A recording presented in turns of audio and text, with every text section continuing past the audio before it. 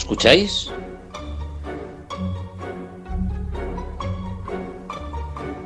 Es oír y callar.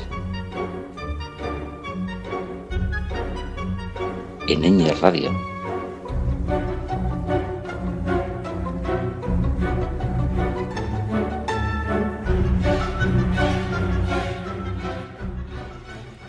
Hola a todas y a todos y bienvenidos a esta nueva sugerencia de música clásica aquí en Ñ Radio. Es decir, que estamos en tiempos de oír y callar. Una semana más vamos a conocer músicas de compositoras y compositores en este nuevo programa que esta semana ofrecemos. Así que, sin más, vamos a empezar por la música escrita por mujeres.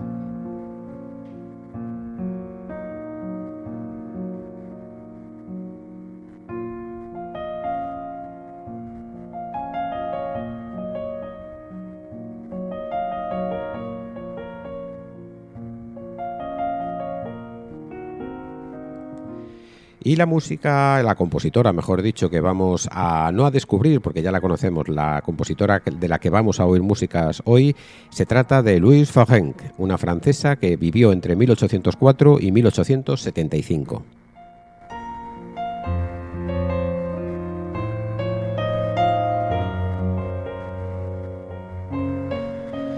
En concreto vamos a escuchar su tercera sinfonía. Es una gran obra sinfónica, y valga la redundancia, que está en 4 movimientos y que es el opus 36 de su catálogo.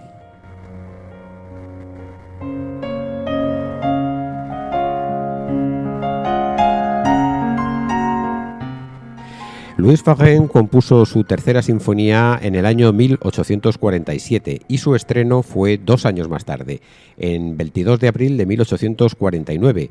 Desde luego el estreno fue un gran éxito en el teatro donde se estrenó y además fue interpretada en la prestigiosa sala de conciertos de la Sociedad de Conciertos del Conservatorio.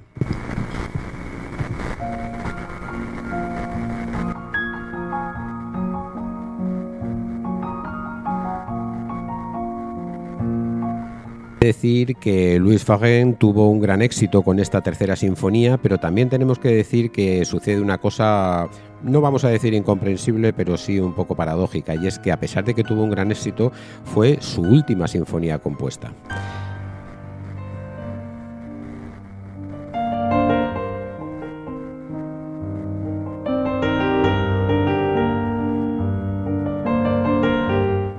Decimos que fue paradójico que fuese su última sinfonía compuesta cuando todavía le quedaban 20 y tantos años de vida. Bueno, pues eso es lo que no acertamos mucho a comprender, ¿no?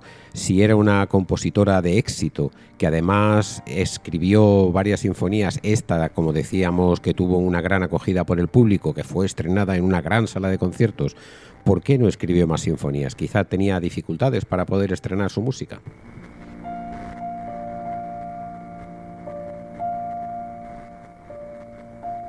Bueno, lo cierto es que Louise Farrenc, pues evidentemente nos podemos imaginar que tenía dificultades para que sus partituras y que sus composiciones estuviesen en las salas de conciertos principales. Así que esta misión que tenemos nosotros de rescatar la música de estas compositoras de tanto éxito y música de tanta calidad, pues va a contribuir en algo a que cada vez más estas músicas sean oídas, y ahora cuando oigáis esta tercera sinfonía de Louise Farrenc vais a comprender que se trata de una música de una extraordinaria calidad y que merece desde luego estar en los auditorios de conciertos de nuestras salas de conciertos, de nuestras orquestas sinfónicas, y que desde luego, pues a pesar de que tenemos grabaciones y de buena calidad como la que vamos a oír ahora, pues no es una música que se programe con facilidad. Así que bueno, pues una vez más vamos a hacer este llamamiento a los programadores de las salas de conciertos para que incorporen esta música. Y bueno, y vamos a centrarnos ya en escuchar la tercera sinfonía de Louise Farrenc. Es una sinfonía en 4 movimientos que, como decíamos, se compuso a mediados del siglo XIX, es decir, estamos en plena época romántica, y estos 4 movimientos lo que voy a hacer, como casi siempre hacemos, es presentarlos brevemente al principio y después pasar a oírlos. El primer movimiento es una introducción, tiene una introducción, queríamos decir, en adagio. Esta introducción introducción pasa, bueno, pues por presentarnos los temas y luego hace una transición y aumenta el ritmo que nos lleva a un allegro, es decir, el movimiento es de carácter alegre, pero con una introducción lenta. Tiene un primer tema marcado y después tiene una sonoridad decidida y contrastante, que es lo que vamos a oír en ese segundo tema, que por otro lado es la forma en la que habitualmente los románticos presentan sus sinfonías, que están escritas en forma de sonata, ¿no? El movimiento, desde luego, como digo, sigue todos los cánones de la estructura clásica de los compositores románticos. Vamos a oírlo.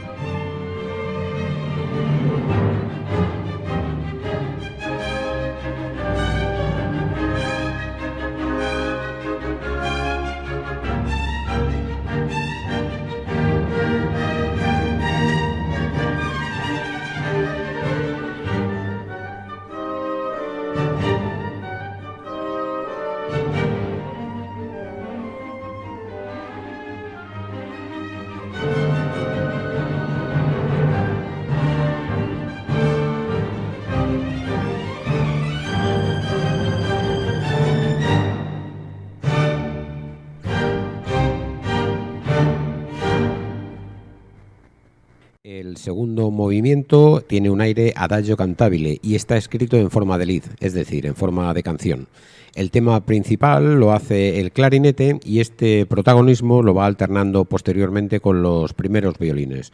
Es una cantinela, podríamos decir, que tiene recuerdos mozartianos, ¿no? Si en el primer movimiento decíamos que tiene claramente la estructura y la temática romántica, pues aquí el segundo movimiento hace un guiño a las temáticas clásicas y bueno, y imita mucho el estilo de Mozart, ¿no?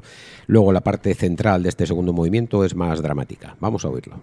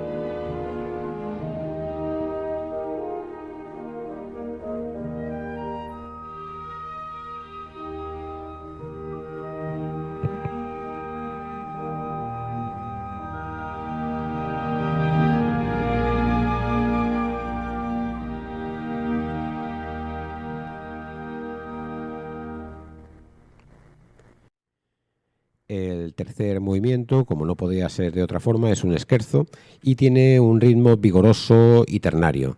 Se caracteriza por un trío donde el viento toma el protagonismo en la exposición de los temas. Luego hay una repetición, como también sucede en todos los scherzos. Vamos a oírlo.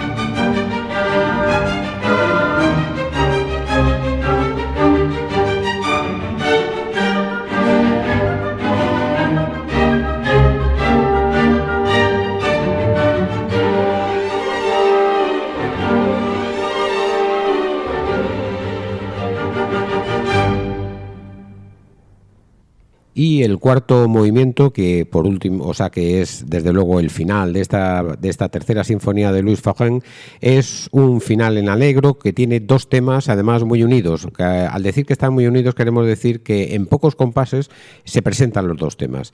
El primer tema es de un carácter marcado, más rítmico, y el segundo es de una forma más lírica. Yo creo que vamos a tener facilidad para poder distinguir estos dos temas, ¿no?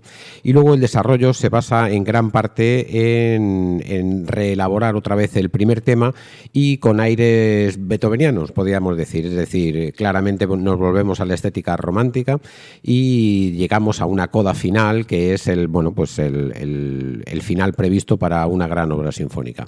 Así que vamos a escucharlo y a terminar esta sinfonía.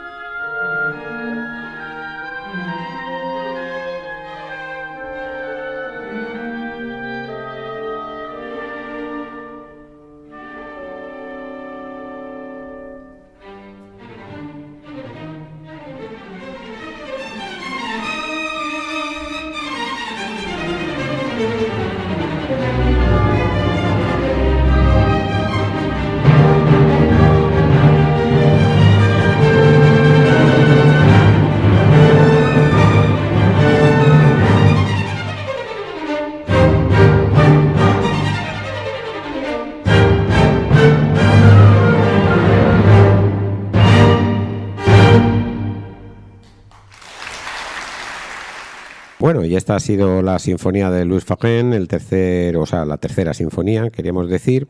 Y desde luego ahora vamos a hacer, una mención porque para comentar ya al final de todo esto. Y es que hace unos años, hace ya bastantes, desde luego, hace ya 6 años, en el año 2018, en el Día Internacional de la Mujer se tocó esta sinfonía, esta tercera sinfonía por la Orquesta Filarmónica de Londres y fue un gran evento, fue un gran éxito, etcétera, etcétera. Y vamos a leer, por ejemplo, el entrecomillado de la crítica musical que se hizo en el Financial Times y dice así: la partitura está tan bien escrita que merece un lugar prominente en la historia de la sinfonía romántica temprana. Bien, ¿no? Es una crítica bien acertada, estamos de acuerdo con ella. Y no solamente el Financial Times hizo mención, ¿no?, de este concierto, sino que, por ejemplo, el Daily Telegraph también dijo, y abro comillas: esta sinfonía está llena de interesantes ideas. Es claramente una pieza de calidad. Todo lo que necesita ahora es ser escuchada muchas veces. Cierra comillas. Bueno, estamos muy de acuerdo también con eso. La crítica es acertada, ¿no? Yo creo que la sinfonía es de calidad, está llena de buenas ideas y hay que escucharla muchas veces. Y bueno, y a colación de esto se me ocurre un comentario a propósito, de estos llamamientos que yo suelo hacer, ¿no? Como he dicho al principio, no llamo a los programadores de las orquestas a que programen este tipo de músicas de compositoras y que están un poco en el olvido y que no son del gran público y que merecerían serlo, ¿no?, porque tienen calidad para ello. Bueno, pues hace un mes y pico, quizá 2 meses, no sé exactamente el tiempo, pero bueno, hace algunas semanas, unas cuantas, la Orquesta Nacional de España programó una obra sinfónica, no de esta compositora de la que estamos ahora, ¿no?, de Louis Fagen, sino de otra francesa, Cécile Chaminade, y programó el concertino para flauta y orquesta, obra que ya conocimos aquí en esta serie de programas nuestros, ¿no? Bueno, pues la Orquesta Nacional de España programó y lo tocaron, también fue un éxito, se aplaudió muchísimo, etcétera, etcétera. Y luego, pues Radio Clásica, que es la Radio Nacional de España, retransmitió este concierto. Desde mi punto de vista, pues el locutor que se encargó de presentar esta obra, pues tuvo un mal detalle, ¿no? Y es que cuando se puso a presentar el concierto de Cécile Chaminade, que es una compositora que tiene cierta fama y cierto prestigio, pues de lo que se puso a hablar primero es de su marido, del marido de Cécile Chaminade, y estaba hablando pues de las obras sinfónicas y de las composiciones que hizo este hombre, cuando realmente era un hombre que no ha tenido fama ninguna, no ha tenido ninguna importancia, y la que tuvo importancia fue Cécile Chaminade, ¿no? En esa pareja, pues era ella la protagonista, ¿no? Y además era ella la protagonista en el concierto de la Orquesta Nacional de España, ¿no? Entonces el locutor, pues yo creo que cometió este error de centrarse en su marido. Luego ya sí habló de ella y tal, pero no era necesario hablar de él, ¿no? Realmente la protagonista era ella. Bueno, aparte de estos comentarios que se me ocurren, pues lo que deseamos es que la música de estas compositoras, estas músicas que tienen tanta calidad, pues sean cada vez más escuchadas por nosotros. Bueno, y vamos a pasar ya a la segunda parte de nuestro programa, en la que vamos a oír música de Tchaikovsky. Una vez más, vamos a escuchar música de Tchaikovsky. Ya hemos oído en repetidas ocasiones músicas de este compositor romántico ruso. Concretamente, además, vamos a tener un hilo de continuidad, porque Tchaikovsky nació unos poquitos años antes de que se estrenara esta tercera sinfonía, ¿no?, en Francia. Concretamente nació 9 años antes. Tchaikovsky vivió entre 1840 y 1893. Bueno, ya conocemos la vida de Tchaikovsky porque ya la hemos contado en otros programas y no nos vamos a centrar en ella. Así que nos vamos a centrar en lo que vamos a escuchar hoy. Hoy vamos a oír la suite del Lago de los Cisnes de Tchaikovsky. Es el opus 20 de su catálogo y es una música muy famosa. Es un ballet muy famoso y que, lo que vamos a oír ahora es una suite, es decir, una selección de las partes musicales de este ballet, ¿no? Y vamos solamente a contar un poco cuál es la génesis de Tchaikovsky para componer este ballet, ¿no? Tchaikovsky realizó una visita familiar y cuya consecuencia de esta visita familiar, que visitó a unos sobrinos, es que compuso unas pequeñas danzas para que estos sobrinos suyos, que eran pequeños entonces, pues pudiesen tocar y bailar, pues como algo simpático y algo no demasiado trascendente. Esto sucedió en el año de 1875. Bueno, pues Tchaikovsky le compuso a sus sobrinos estas pequeñas obras y bueno, la cosa no pasó de ahí. Pero una vez que, bueno, que compuso esto y que estos papeles ya los revisó en su casa, lo que Tchaikovsky hizo fue, bueno, pues reelaborar todo este material y componer un gran ballet, el Gran Ballet del Lago de los Cisnes. La obra, el Gran Ballet, quiero decir, fue estrenada el 4 de marzo de 1877, 2 años después de esta visita que hizo Tchaikovsky a sus sobrinos, en el Teatro Bolshoi, allí en Rusia. Y este estreno, desde luego, fue un rotundo fracaso. Pues fracasó, como otras veces que sucede, ¿no? Y no fue, sin embargo, hasta bastantes años después, en 1895, es decir, 2 años después de la muerte de Tchaikovsky, cuando este ballet se volvió a llevar a los escenarios y entonces sí que fue un gran éxito. Pero en este primer estreno, en 1877, pues fue un fracaso. Después de este fracaso, lo que hizo Tchaikovsky fue recomponer otra vez, remirar otra vez todos sus papeles y todo el material de composición que él creía que era de calidad, y desde luego era de calidad. Simplemente lo que pasa es que no tuvo un estreno afortunado, y lo que hizo fue pues extraer una suite es decir, una selección de las partes musicales de ese ballet para presentarlas en concierto. Esto sí que lo pudo hacer en vida en el año 1892, es decir, un año antes de morir, y lo hizo además en la Sociedad Musical de San Petersburgo. Y bueno, y allí ese estreno de la suite del Lago de los Cisnes sí que tuvo un gran éxito, sí que tuvo una gran aceptación y tuvo una gran acogida tanto de la crítica como del público, y él, pues antes de morir, pudo tener desde luego esa satisfacción de que la música compuesta para el ballet del Lago de los Cisnes pues era de calidad y que tenía éxito. Durante muchos años esta pieza escénica ha sido posiblemente la danza más amada por todos los bailarines, ¿no? Desde luego, el Lago de los Cisnes no podemos negar que es una de las piezas icónicas en el ballet clásico romántico. Hay que puntualizar. No nos extraña, desde luego, que poco a poco y según va avanzando la historia, esta pieza va teniendo cada vez más éxito. Cualquier verdadero bailarín está dispuesto a suspenderse en la realidad del tema y que crece con los cisnes y las doncellas encantadas y que están libres de retomar la forma humana solo por la noche, ¿no? Que es un poco el fundamento temático que está dentro de este ballet, ¿no?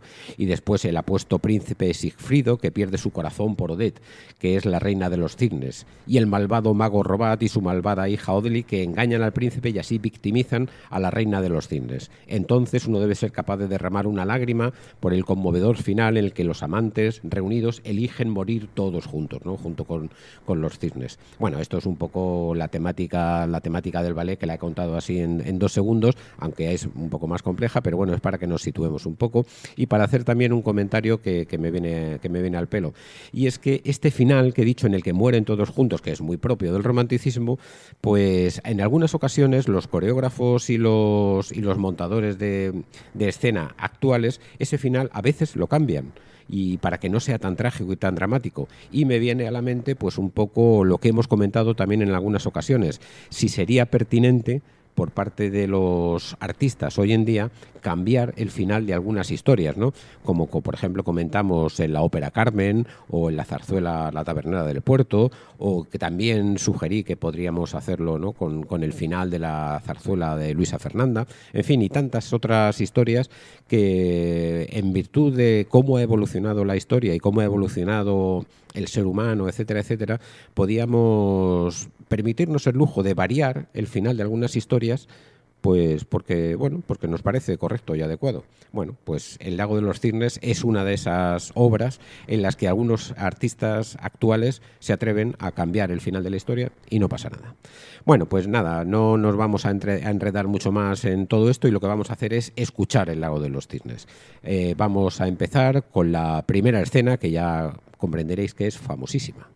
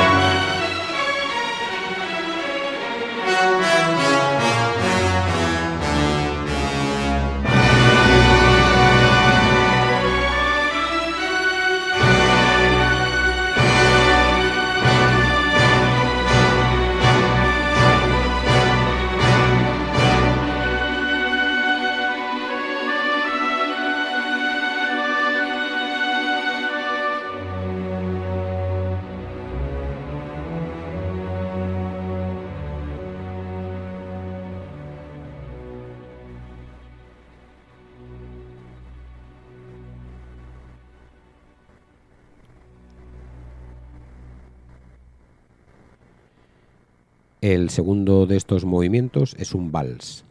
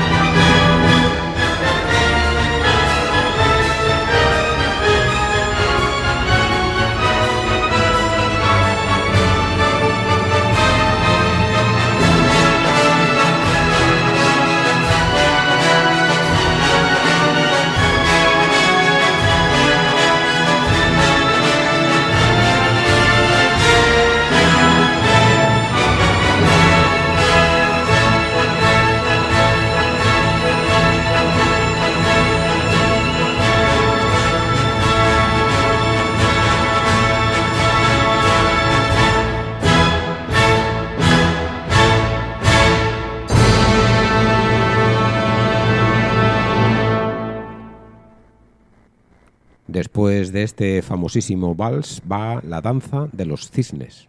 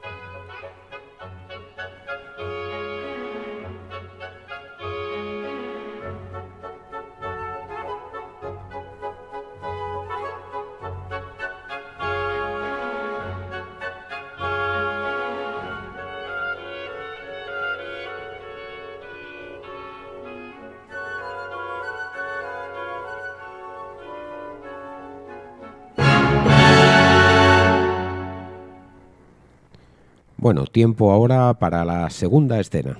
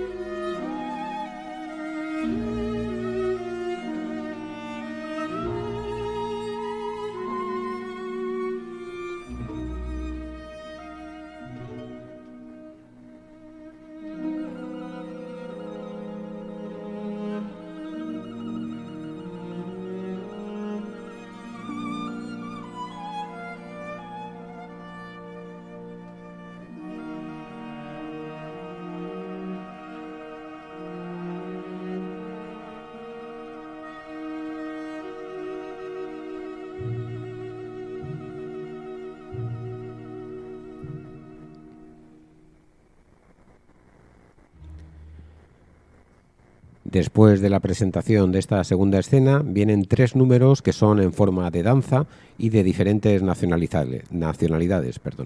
La primera es una danza húngara en forma de zarda.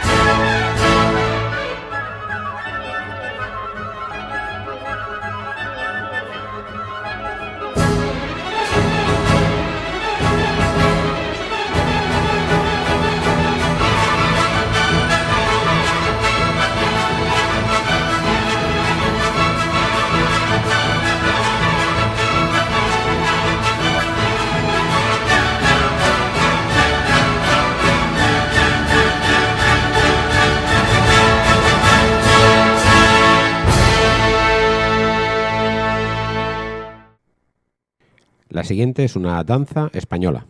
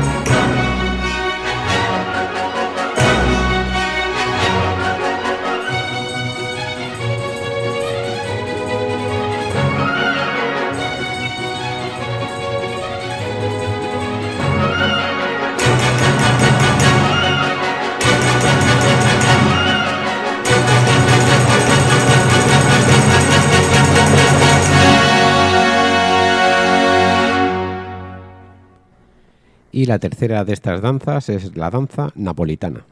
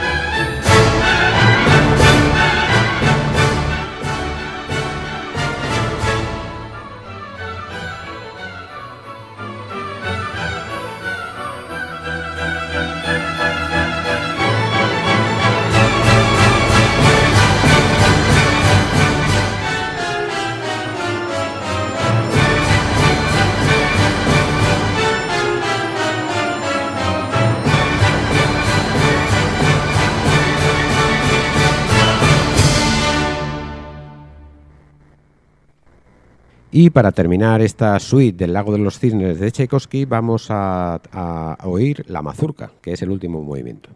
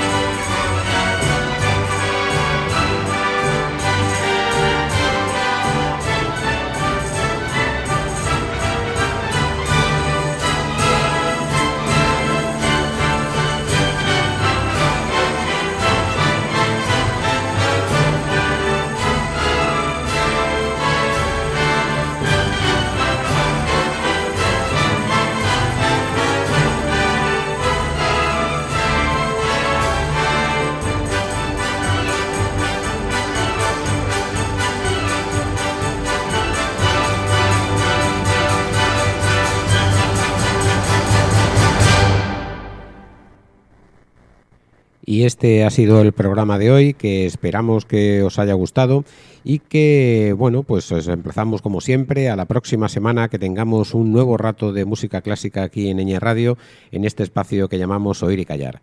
Hasta entonces, adiós. Eso es todo, amigos.